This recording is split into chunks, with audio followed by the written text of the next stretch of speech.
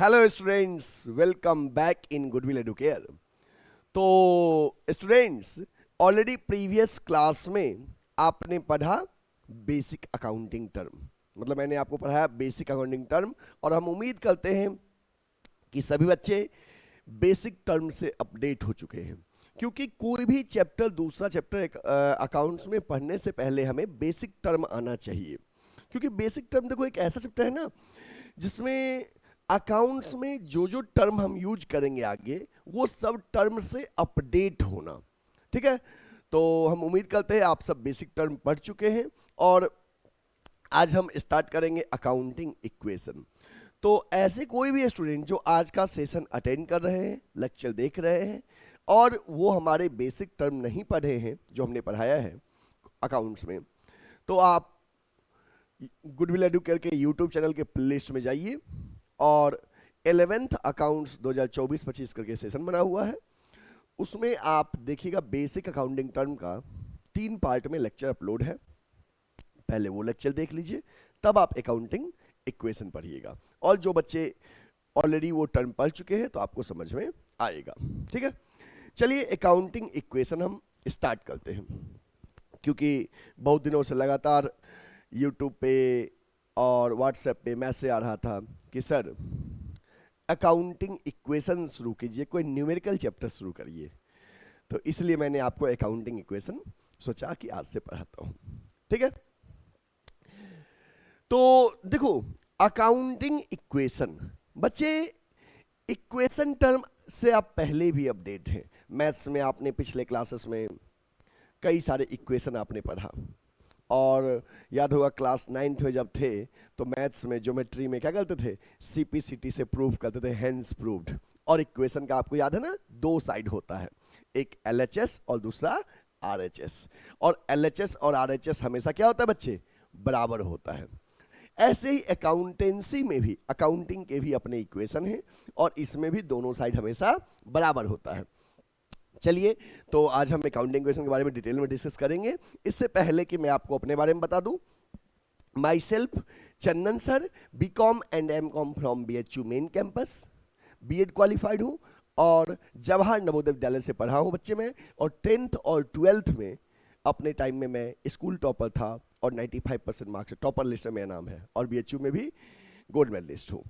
और पिछले 11 साल से लगातार पढ़ा रहा हूँ, पिछले 11 साल से लगातार पढ़ा रहा हूँ। अब तक करीब कॉमर्स में 5000 से अधिक बच्चे को मैं कॉमर्स पढ़ा चुका हूँ, ठीक ना। और 800 से अधिक बच्चे बीएचयू और दिल्ली यूनिवर्सिटी में सेलेक्ट हो गए हैं। अगर आप भी उनका पार्ट बनना चाहते हैं तो लगातार 2 साल 11th और 12th आप हमारे साथ बने रहिएगा, तो आराम से आपका हम सीयूटी निकलवा देंगे, कहीं कोई दिक्कत नहीं आएगा। ठीक है, चलिए मीनिंग ऑफ अकाउंटिंग इक्वेशन जा देखते हैं कि अकाउंटिंग इक्वेशन का मीनिंग क्या है। Meaning of accounting equation, accounting equation is based on dual aspect concept. देखो बच्चे, अकाउंटिंग इक्वेशन जो है ड्यूअल एस्पेक्ट कॉन्सेप्ट पे बेस्ड है। मतलब कि ये कहता है कि हर ट्रांजैक्शन का एटलीस्ट 2 इंपैक्ट होगा।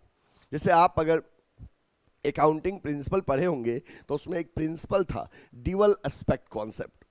वो ड्यूअल एस्पेक्ट कॉन्सेप्ट क्या कहता है कि every transaction affects 2 account. If one account is debited another must be credited. अगर एक अकाउंट डेबिट होगा तो दूसरा क्रेडिट होगा। ठीक है, ड्यूअल एस्पेक्ट कॉन्सेप्ट, हर ट्रांजैक्शन के 2 एस्पेक्ट होंगे, एक डेबिट तो दूसरा क्रेडिट। तो ये ड्यूअल एस्पेक्ट कॉन्सेप्ट पे बेस्ड है अकाउंटिंग इक्वेशन। ठीक है, कि इसमें कहता है कि कोई भी ट्रांजैक्शन के 2 इंपैक्ट होंगे, या तो एक एसेट्स पे पड़ रहा है, दूसरा लायबिलिटीज पे, एक एसेट्स पे दूसरा कैपिटल पे, या लायबिलिटीज कैपिटल पे, या एसेट्स में ही एक एसेट्स और दूसरे एसेट्स के बीच में, लायबिलिटीज में ही एक लायबिलिटीज दूसरे लायबिलिटीज के बीच में। मतलब कोई भी बिजनेस ट्रांजैक्शन होगा उसका 2 इंपैक्ट होगा, 2 aspect. Assets of the business are always equal to total of liabilities and capital, that is owner's equity। मतलब कि बिजनेस के जो एसेट्स हैं वो हमेशा लाइबिलिटीज और कैपिटल के सम के बराबर होता है।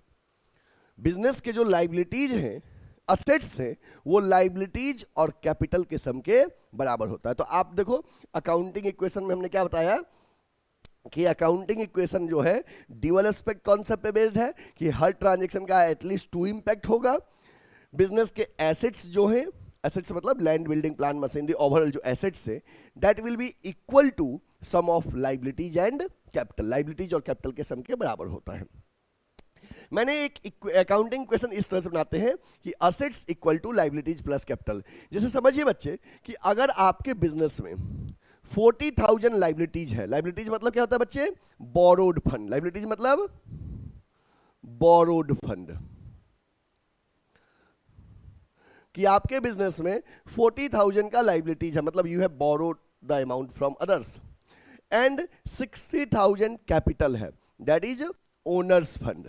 दैट इज कैपिटल को ओनर्स फंड कहते हैं। जरा सोचो कि अगर आपके बिजनेस में 40,000 लाइबिलिटीज है और 60,000 का कैपिटल है, तो 40,000 लाइबिलिटीज और 60,000 कैपिटल, तो 40 और 60 मिलके कहोगे सर हमारे बिजनेस का टोटल एसेट्स जो है वो 1 लाख है। मतलब आपके बिजनेस का एसेट्स हमेशा लाइबिलिटीज और कैपिटल के सम के बराबर होता है। यही होता है अकाउंटिंग इक्वेशन। ठीक है, ओके। नेक्स्ट है types of transaction affecting accounting equation. ऐसे कौन कौन से ट्रांजैक्शन हैं जो अकाउंटिंग इक्वेशन को अफेक्ट करते हैं? तो types of transaction affecting accounting equation, ध्यान दीजिएगा। From the point of view of accounting equation, transaction are 2 types. Accounting equation के पॉइंट ऑफ व्यू से ट्रांजैक्शन 2 तरह के होते हैं। एक ट्रांजैक्शन अफेक्टिंग 2 आइटम और दूसरा transaction affecting more then 2 item. एक ऐसा ट्रांजैक्शन जो जैसे मान लो अकाउंटिंग इक्वेशन में यहां पे लिख रहा हूं कि assets equal to liabilities plus capital. ठीक है, तो एक होता है ट्रांजैक्शन अफेक्टिंग 2 आइटम, मतलब कोई ऐसा ट्रांजैक्शन जो एसेट्स लाइबिलिटीज पे इंपैक्ट डाले, या एसेट्स कैपिटल पे डाले, या लाइबिलिटीज कैपिटल पे डाले, या एसेट्स एसेट्स पे डाले, मतलब केवल 2 अकाउंट को अफेक्ट करता है।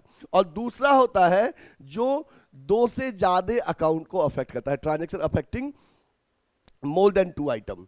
तो अकाउंटिंग इक्वेशन 2 तरह के हो गए। एक होता है एक ऐसा अकाउंटिंग इक्वेशन जो केवल 2 अकाउंट को अफेक्ट करता है, और एक 2 से ज्यादा को अफेक्ट करता है। जैसे एक एग्जांपल मैं दूं पहले वाले का, जैसे बिजनेस स्टार्टेड विथ कैश। तो बिजनेस कैश से स्टार्ट किए, तो यहां पे कैश जो है ये बढ़ा और कैपिटल भी बढ़ा। तो इस वाले में क्या हुआ कि 2 अकाउंट अफेक्ट हुआ, कैश कैपिटल। और ऐसे ही मान लो हम रेंट पे करते, रेंट पेड, तो यहां भी क्या होगा, रेंट पे करेंगे तो बिजनेस से कैश घटेगा और एक्सपेंस है तो कैपिटल भी घटेगा। तो समझ में आ गया ना कि एक ऐसा ट्रांजैक्शन जो 2 अकाउंट को अफेक्ट करे। और दूसरा एग्जांपल अब दे रहा हूं इसका कि transaction affecting more then 2 account, 2 items, 2 से ज्यादा आइटम्स को अफेक्ट करता है। जैसे ध्यान दीजिएगा, goods costing ₹4,000 sold for cash at 5,000। Goods costing 4,000 sold at cash for 5,000। 4,000 जिस गुड्स का कॉस्ट था उसको मैंने कैश में बेचा 5,000 में। तो कहोगे सर यहां पे कैश आपके पास आया कितना, 5,000, कैश प्लस हो गया। स्टॉक अपने बिजनेस से गया जितने का था 4,000 का, और बेचने पे प्रॉफिट हुआ है तो प्रॉफिट के फिगर से कैपिटल बढ़ता है। प्रॉफिट होने से क्या बढ़ता है, कैपिटल 1,000 से। तो यहां पे हम प्रॉफिट हटा दे रहे हैं ताकि आप कंफ्यूज ना करें।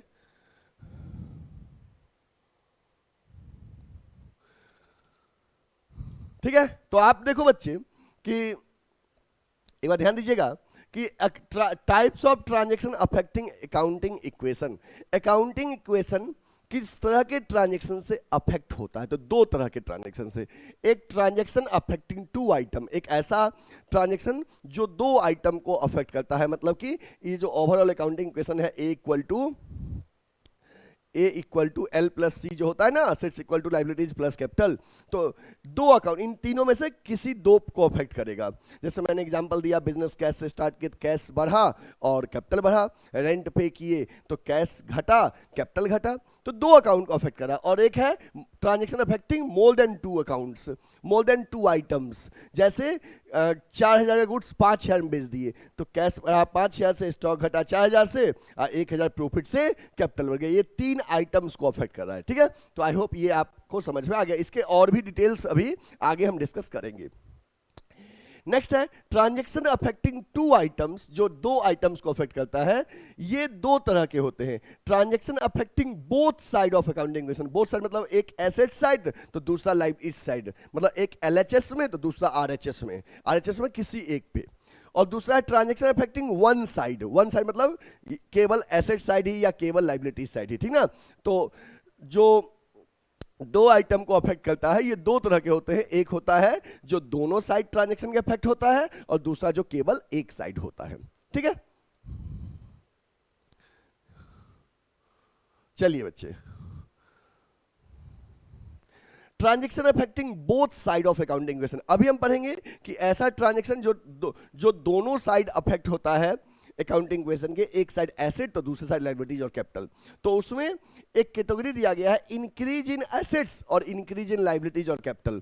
मतलब एक ऐसा ट्रांजैक्शन जिसमें एक तरफ एसेट्स बढ़े और दूसरी तरफ लायबिलिटीज और कैपिटल में से कोई एक बढ़े।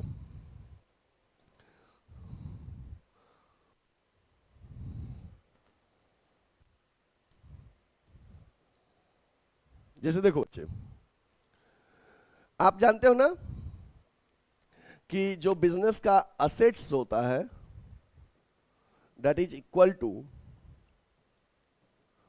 लायबिलिटीज प्लस कैपिटल, ठीक है।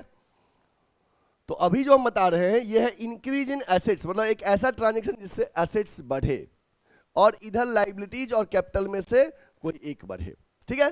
तो देखिए, स्टार्टेड बिजनेस विथ कैश, तो जब बिजनेस कैश से अफेक्ट हुआ तो बिजनेस में कैश बढ़ा और कैपिटल बढ़ा। कभी जैसे अभी ट्रांजैक्शन सीखो किस किस पे इंपैक्ट पड़ता है।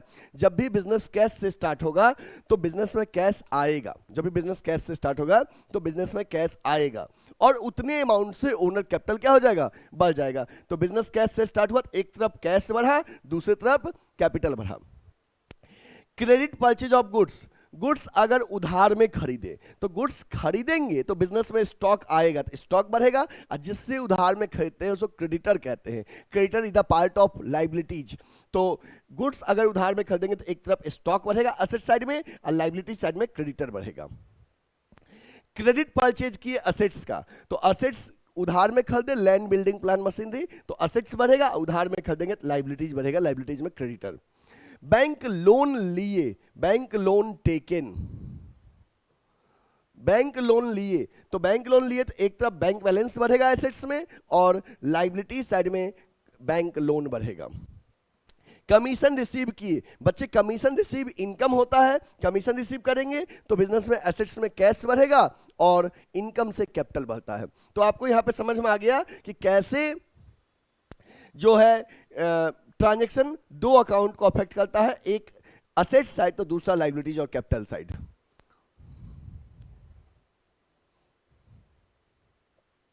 नेक्स्ट है, अभी भी दो साइड को अफेक्ट करेगा बट डिक्रीज इन एसेट्स और डिक्रीज इन लायबिलिटी। जैसे अभी हम पहले पढ़े थे इंक्रीज इन एसेट्स और इंक्रीज इन लायबिलिटीज और कैपिटल। जैसे इसमें पढ़े थे दो साइड वाले में कि एक साइड एसेट्स का आइटम बढ़े दूसरी साइड लायबिलिटीज और कैपिटल का आइटम बढ़े। अब पढ़ेंगे एसेट्स का वैल्यू घटे और लायबिलिटीज और कैपिटल भी घटे। देखिए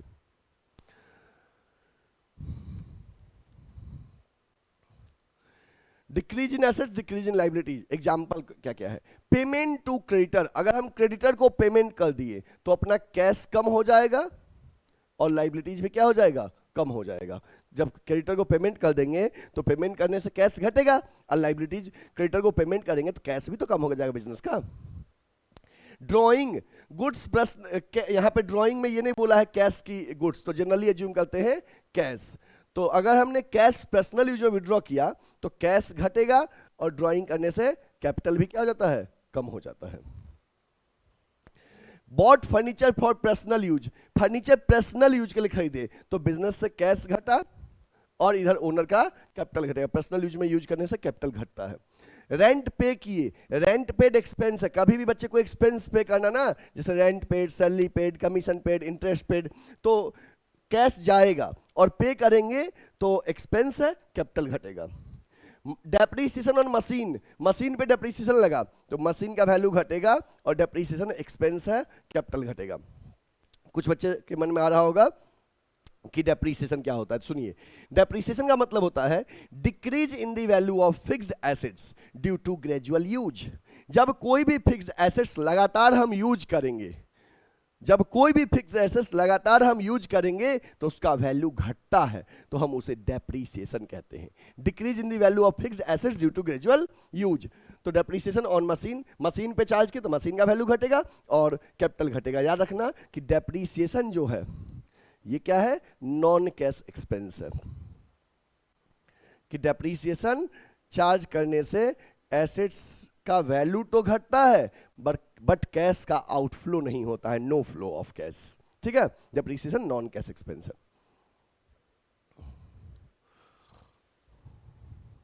नेक्स्ट है transaction affecting only one side, जैसे अभी हमने बच्चे पढ़ा टू साइड, एक तरफ एसेट्स तो दूसरी तरफ लाइबिलिटीज और कैपिटल, उसमें हमने पढ़ा कि दोनों साइड इंक्रीज करने वाला ट्रांजैक्शन, दोनों साइड डिक्रीज करने वाला ट्रांजैक्शन। अब हम पढ़ रहे हैं कि टू अकाउंट को तो अफेक्ट करेगा but one side, not both side, या तो एसेट साइड या तो लाइबिलिटी साइड। चलिए देखते हैं। कैश परचेजेज, गुड्स कैश में परचेज किए, तो जब हम गुड्स कैश में परचेज किए तो एक तरफ कैश घटा असेट साइड, दूसरी तरफ असेट साइड ही स्टॉक बढ़ गया। Cash receive from debtors, debtor से कैश रिसीव किए तो कैश बढ़ा, पैसा आया, और डेटर घट जाएगा, दोनों असेट साइड ही अफेक्ट कर रहा है। Withdrew cash for from bank, bank से बिजनेस के लिए कैश निकाले तो कैश बढ़ेगा, बैंक बैलेंस घटेगा। डिपॉजिटेड इनटू बैंक, बैंक में पैसा क्या किए बच्चे, बैंक में पैसा जमा किए, तो बैंक में पैसा जमा किए तो बैंक बैलेंस बढ़ेगा और कैश घटेगा। Furniture purchase for cash, furniture cash में खरीदे तो फर्नीचर बढ़ेगा और कैश घटेगा। कभी भी कोई एसेट्स खरीदोगे तो वो एसेट्स बढ़ेगा और कैश में खरीदोगे तो कैश घटेगा।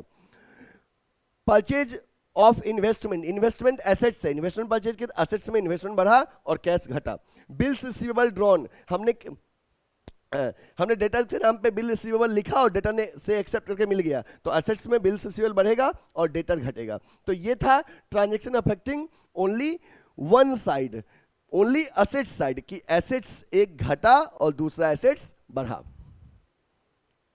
नेक्स्ट है ओनली वन साइड में, लाइबिलिटीज साइड में एक लाइबिलिटीज घटेगा दूसरा बढ़ेगा, कैपिटल में और लाइबिलिटीज में। तो देखिए acceptance of bills payable, bills payable accept किए, मतलब हमने किसी से गुड्स उधार में खरीदा था, वो मेरा क्रेडिटर था, क्रेडिटर के नाम पे बिल लिखे और क्रेडिटर एक्सेप्ट करके हमें, क्रेडिटर हमारे नाम पे बिल लिखा और हमने एक्सेप्ट करके क्रेडिटर को दे दिया।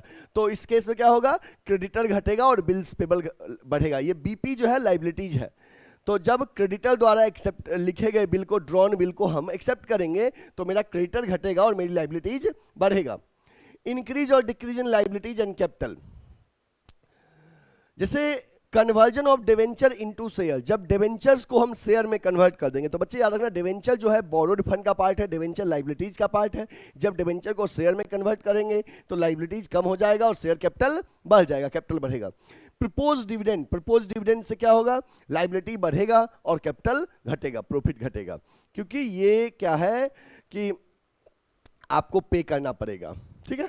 तो हमने आपको बता दिया, एक बार मैं फाइनली आपको एक बार और समरी कर दे रहा हूं।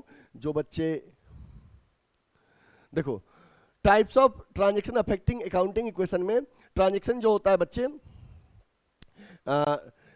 दो तरह के से ट्रांजैक्शन अफेक्ट करते हैं। एक होता है एक ऐसा ट्रांजैक्शन जो दो आइटम को अफेक्ट करे और एक दो से ज़्यादा आइटम को अफेक्ट करे। दो आइटम वाले में हम डिटेल में पढ़े हैं कि हो सकता है कि दो साइड अफेक्ट करे, एक एसेट साइड एक लाइबिलिटीज और कैपिटल में से, हो सकता है एक ही साइड करे, ठीक है ना।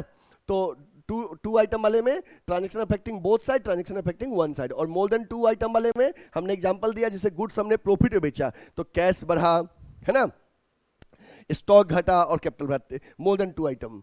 और 2 आइटम वाले में हमने पढ़ा ट्रांजेक्शन अफेक्टिंग बोथ साइड, तो increase in assets, increase in liabilities और कैपिटल की एक साइड एसेट्स बढ़ेगा, दूसरी साइड लायबिलिटीज और कैपिटल बढ़ेगा, उसका ये ट्रांजेक्शन है, आप चाहो तो स्क्रीनशॉट ले सकते हो।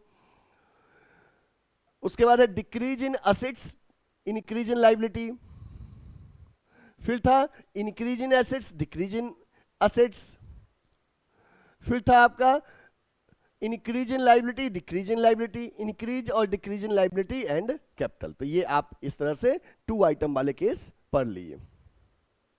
अब हम आपको पढ़ाएंगे रूल्स ऑफ अकाउंटिंग इक्वेशन, जिसमें हम समझाएंगे लगभग 22 ट्रांजैक्शन के माध्यम से कि इस ट्रांजैक्शन का इंपैक्ट असेट्स, लायबिलिटीज और कैपिटल में किस पे पड़ेगा और क्या बढ़ेगा क्या घटेगा। आप इसको अच्छे समझिएगा, जब आप इसको समझ लेंगे तो नेक्स्ट क्लास में हम एक क्वेश्चन सॉल्व करवाएंगे आपको, ठीक ना, हो सकेगा तो आज ही करवाएंगे, अदरवाइज नेक्स्ट क्लास में करवाएंगे। तो क्वेश्चन तभी बनेगा जब आप इसको समझोगे, ये बहुत जरूरी है, इसलिए आप काफी अच्छे समझिएगा। हो सकता है तो आप एक पेन और पेपर ले लीजिए और जैसे जैसे ये लिखा हुआ है कि कैपिटल बॉट इन का इंपैक्ट किस पे पड़ेगा ये समझ लीजिए, ये आप समझ लेंगे। इसलिए हम पहले से यहां पे लिखे नहीं है ताकि आपको समझाएंगे तो आपको समझ में आए, ठीक है। चलिए, और इसी के बेसिस पे अकाउंटिंग क्वेश्चन बनेगा, ये समझ में आ गया, अकाउंटिंग क्वेश्चन बन जाएगा आपसे, ठीक है। ध्यान दीजिएगा, bought capital bought in cash, पहला ट्रांजेक्शन है, कैपिटल कैश में लाया। कोई ओनर है जो कोई भी ओनर हो, मुकेश हो, सोहन हो, रोहन हो, doesn't matter, owner business start कर रहा है और उसने कैपिटल कैश में लाया, कैपिटल बॉट इन कैश। जब बिजनेस में कैपिटल कैश के फॉर्म में आएगा तो बिजनेस में कैश बढ़ेगा, बढ़ेगा ना जी। कोई पैसा लाएगा तो कैश बढ़ेगा, और जितना पैसा लाएगा बिजनेस स्टार्ट करने के लिए उतने से उसका कैपिटल भी बढ़ेगा, कैश भी बढ़ेगा, कैपिटल भी बढ़ेगा। तो कैपिटल बॉट इन कैश में क्या हो जाएगा कि कहोगे सर इसमें असेट्स में कैश, मैं प्लस का सिंबल दे दे रहा हूं, कैश बढ़ेगा, और लायबिलिटीज और कैपिटल साइड में क्या होगा कि कैपिटल बढ़ेगा। याद कर लो, जब भी कोई भी पर्सन बिजनेस स्टार्ट करेगा और वो बिजनेस में कैश लाएगा तो आपके बिजनेस में कैश आएगा, कैश बढ़ा, और ओनर जितना पैसा लगाया उतने से उसका कैपिटल भी बढ़ गया। ये पॉइंट समझ में आ गया। तो कोई भी अकाउंटिंग क्वेश्चन का पहला पॉइंट यही होता है, business started with cash, commence business with cash, Mohan started business with cash. तो नाम से कोई मतलब नहीं, बिजनेस कैश से स्टार्ट हो रहा है तो बिजनेस में कैश बढ़ेगा और दूसरी तरफ कैपिटल बढ़ेगा, ठीक है। अगर सोचो बिजनेस कैश और मशीन से स्टार्ट होता, कैश और मशीन से, तो एक तरफ एसेट्स में कैश बढ़ता, मशीन बढ़ता, और दोनों ऐड करके कैपिटल बढ़ता, क्योंकि मैंने आपको पढ़ाया था कि कैपिटल में भी in the form of cash, assets and goods. अब तीनों से स्टार्ट होता तो एसेट्स में कैश बढ़ता, मशीन बढ़ता और गुड्स बढ़ता, तीनों जोड़ के कैपिटल बढ़ता। तो यहां के अकॉर्डिंग था कि बिजनेस में कैपिटल लाया जा रहा है कैश के फॉर्म में, तो एसेट्स में कैश बढ़ेगा और कैपिटल बढ़ेगा, ठीक है। नेक्स्ट, अभी बस आप सीख रहे हो कि ट्रांजैक्शन कैसा होता है और इस ट्रांजैक्शन का इंपैक्ट एसेट्स और लायबिलिटीज में किस पे पड़ता है, ठीक है। यही सबसे मेन है, तभी बनेगा क्वेश्चन। दूसरा है ड्राइंग। आप जानते हो बच्चे ड्राइंग क्या होता है? ड्राइंग का मतलब होता है ओनर पर्सनल यूज के लिए बिजनेस से पैसा, इधर कैश, गुड्स या एसेट्स विड्रॉ करता है, निकालता है, उसे ड्राइंग कहते हैं। और ड्राइंग करने से कैपिटल क्या होता है? कम होता है, ठीक है। तो देखो, अगर मान लो कोई भी पर्सन कैश विड्रॉ किया पर्सनल यूज के लिए, ड्राइंग का मतलब ही होता है पर्सनल यूज के लिए। ड्राइंग मतलब पर्सनल यूज, ओनर ने पर्सनल यूज में विड्रॉ किया। तो अगर कैश का ड्राइंग किया गया है तो कैश के ड्राइंग से क्या होगा कि कैश बिजनेस में कम हो जाएगा और उतने से उसका कैपिटल भी कम हो जाएगा। अगर कोई भी ओनर पर्सनल यूज के लिए कैश विड्रॉ करेगा तो बिजनेस से कैश घटेगा और कैपिटल घटेगा। अगर वो गुड्स का विड्रॉ करता है, मतलब पर्सनल यूज में गुड्स को विड्रॉ करेगा, तो बिजनेस से क्या हो जाएगा?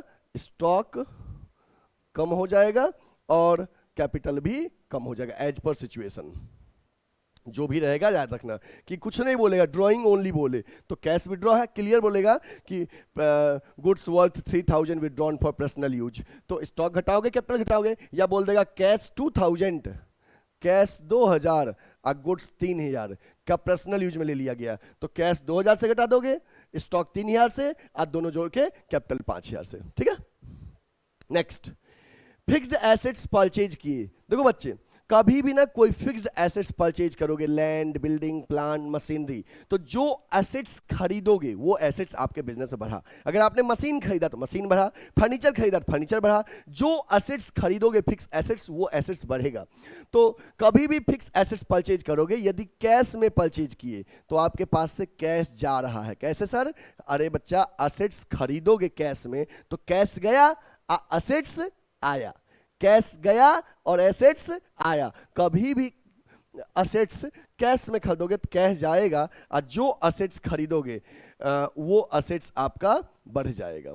वो एसेट्स क्या हो जाएगा? बढ़ जाएगा। लेट्स इमेजिन कि आपने अगर मशीन खरीदा तो मशीन क्या हो गया? बढ़ गया। फर्नीचर खरीदा तो फर्नीचर बढ़ गया।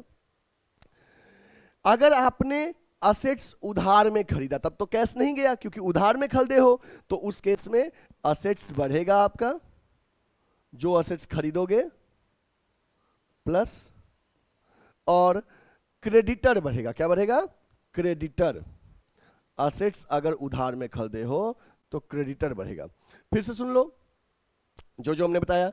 Capital bought in cash, capital अगर कैश के फॉर्म में लाओगे तो आपके बिजनेस में कैश बढ़ेगा और कैपिटल बढ़ेगा। ड्राइंग मतलब कोई चीज पर्सनल यूज में निकाल रहे हो, अगर कैश पर्सनल यूज में आपने बिजनेस का यूज किया कैश, तो कैश घटा, कैपिटल घटा। गुड्स पर्सनल यूज में विड्रॉ किए तो स्टॉक घटेगा और कैपिटल घटेगा। ठीक है। फिक्स्ड एसेट्स परचेज किए हैं तो फिक्स एसेट्स परचेज किए कैश में किए तो कैश घटा और एसेट्स बढ़ा। फिक्स एसेट्स उधार में खरीदे तो एसेट्स बढ़ा और क्रेडिटर बढ़ा। गुड्स परचेज किए हैं तो जैसे देखो, अगर एसेट्स खरीदे हो, मशीन, बिल्डिंग, प्लांट, मशीनरी, तो मशीन, बिल्डिंग, प्लांट, फर्नीचर, तो उसका नाम अलग से लिखेंगे एसेट्स में। बट जब गुड्स परचेज करोगे तो उसके लिए स्टॉक वर्ड यूज करोगे। तो गुड्स यदि कैश में खरीदे हो तो कैश आपका कम होगा और स्टॉक बढ़ेगा। कैश घटेगा और स्टॉक बढ़ेगा। अगर गुड्स आपने उधार में खरीदा है तब तो कैश नहीं गया, तो उस केस में क्या होगा? स्टॉक बढ़ेगा गुड्स खरीदे हैं तो, और उधार में खरीदे हैं तो क्रेडिटर भी क्या होगा? इंक्रीज करेगा। ठीक है। पेमेंट टू क्रेडिटर, अगर आपने क्रेडिटर को पेमेंट दे दिया तो पेमेंट करने से आपके बिजनेस का कैश गया है, आउटफ्लो कैश कम हो जाएगा, और क्रेडिटर को पेमेंट दिए हो तो क्रेडिटर भी आपका क्या हो जाएगा बच्चे? कम हो जाएगा। ठीक है, नोट कर लीजिए, एक बार नोट कर लीजिए, फिर आपको समझाते हैं हम।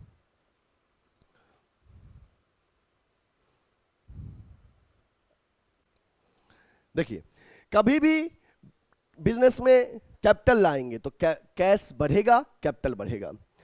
ड्राइंग कैश से करोगे तो कैश घटेगा।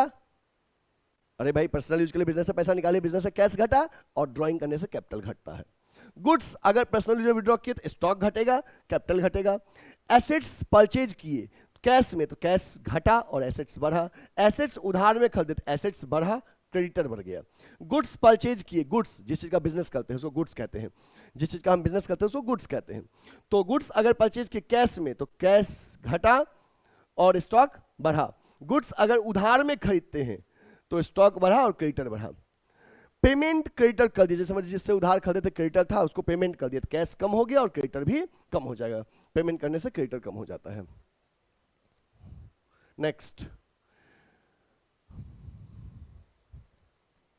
नेक्स्ट है, ध्यान दीजिएगा, sale of goods cost 5000 sold for cash 6000। मतलब कि sale of goods cost 5000 sold for cash 6000। जिस गुड्स का कॉस्ट 5000 था उसको हमने सेल किया 6000 में। ध्यान दीजिएगा, तो जिस, और वो भी कैसे? कैश में। जिस गुड्स का कॉस्ट 500 था उसको हमने सेल किया 5000 था, उसको हमने सेल किया 6000 में। तो कहोगे सर कैश में बेचे हो तो आपके पास कैश जो है वो बढ़ेगा 6000 से, स्टॉक घटेगा 5000 से जितना कॉस्ट था, और बेचने से प्रॉफिट हो रहा है तो कैपिटल बढ़ेगा कितने से? 1000 से। ठीक है। जो जिस गुड्स का कॉस्ट 5000 था उसको 6000 में बेचे कैश में, तो स्टॉक का कॉस्ट 5000 था, स्टॉक घटेगा 5000 से, बेच रहे हैं 6000 में, कैश बढ़ा 6000 से, बेचने पे 1000 प्रॉफिट हुआ, कैपिटल बढ़ेगा। नेक्स्ट है cost 5000, sold to Ram on credit 6000, मतलब जिस गुड्स का कॉस्ट 5000 था वो राम को बेचे 6000 में। तो इस केस में कहोगे कि सर जब किसी का नाम दिया हो ना और उधार में बेच रहे हो तो कैश पे कोई असर नहीं पड़ेगा। उधार में जिसको बेचते हैं उसको डेटर बोलते हैं। क्या बोलते हैं? डेटर। जिसको हम गुड्स उधार में बेचते हैं उसको डेटर बोलते हैं, और जिससे उधार खरीदते हैं हम उसको क्रेडिटर बोलते हैं। तो यहाँ पे हम स्टॉक बेच रहे हैं तो कहोगे सर स्टॉक आपका घटेगा इस केस में। कितने से घटेगा बच्चे? कॉस्ट प्राइस से, 5000 से। कितने में बेच रहे हैं राम को? 6000 में। कहोगे सर डेटर बढ़ेगा 6000 से, यहां पे भी 1000 का प्रॉफिट हो रहा है, इस केस में भी आपका कैपिटल बढ़ेगा 1000 से। नेक्स्ट है कॉस्ट 5000, सोल्ड फॉर कैश 4500, मतलब 5000 के गुड्स को 4500 में बेचे हैं कैश में। तो कहोगे सर स्टॉक घटेगा 5000, ठीक ना। कैश में बेच रहे हैं तो कैश बढ़ेगा 4500, और 500 के लॉस में बेच रहे हैं तो लॉस में बेचने से कैपिटल क्या हो जाता है? कम हो जाता है। ठीक है, एक बार फिर समझ लीजिए। जिस गुड्स का कॉस्ट 5000 था उसको हमने कैश में बेचा 6000 में, तो 5000 गुड्स को 6000 में बेचे हैं तो कैश बढ़ेगा 6000 से, स्टॉक घटेगा 5000 से, 1000 से कैपिटल बढ़ेगा क्योंकि प्रॉफिट हुआ है। जिस गुड्स का कॉस्ट 5000 था उसको हमने बेचा है 6000 में, वो भी कैसे? उधार में। तो स्टॉक जो है घटेगा 5000 से, डेटर बढ़ेगा 6000 से, और 1000 का कैपिटल बढ़ेगा प्रॉफिट के पोर्शन से। 5000 गुड्स को कैश में बेच रहे हैं 4500 में, तो स्टॉक घटेगा 5000 से, कैश आ रहा है 4500, और 500 का नुकसान हो रहा है तो उससे कैपिटल घटेगा। नेक्स्ट है cash receive from debtors, debtors से पैसा मिल गया। बच्चे जिसको हम गुड्स उधार में बेचे थे उसको डेटर कहते हैं। डेटर से पैसा मिल गया, तो डेटर से जब पैसा मिल जाएगा तो कहोगे सर यहाँ पे आपके पास कैश आएगा। जब भी कभी डेटर से पैसा मिलेगा तो कैश बढ़ेगा, और डेटर हमारा क्या हो जाएगा? घटेगा। क्यों? क्योंकि पहले किसी को हम गुड्स बेचे थे तो वो डेटर था, अब उससे हमको पैसा आ गया तो कैश बढ़ गया और डेटर कम हो गया एसेट्स में। Bills receivable drawn on debtor, तो इस केस में क्या होगा बच्चे? डेटर कम हो जाएगा और बिल्स रिसीवेबल बढ़ जाएगा। फिर समझिएगा ये क्या होता है।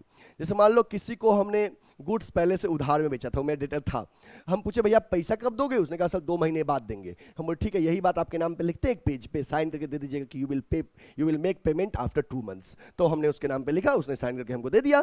तो अब मेरा डेटर वो कम हो गया और मेरे लिए बिल्स रिसीवेबल बढ़ गया कि इस बिल का अमाउंट हमको मिलेगा। बिल्स रिसीवेबल एसेट्स है। कभी भी डेटर से एक्सेप्टेंस मिले पेमेंट का कि हाँ debtor will make payment after 2 months 3 months, तो उसे बिल्स रिसीवेबल बोलते हैं कि बिल्स का पैसा रिसीव होने वाला है, वो हमारे लिए असेट्स है। Bills payable accepted by creditor, creditor के द्वारा बिल्स पेबल को एक्सेप्ट किया गया तो उस केस में लाइबिलिटीज में से क्रेडिटर जो है बच्चे, लाइबिलिटीज में से क्रेडिटर वो माइनस होगा और लाइबिलिटीज में ही बिल्स पेबल बढ़ेगा। ठीक है, ध्यान दीजिए। तो ये हमने आपको बता दिया 9 पॉइंट, आप नोट कर लीजिए। जो बच्चे नोट करना चाहते हैं नोट कर लीजिए। You want to take screenshot, you can take.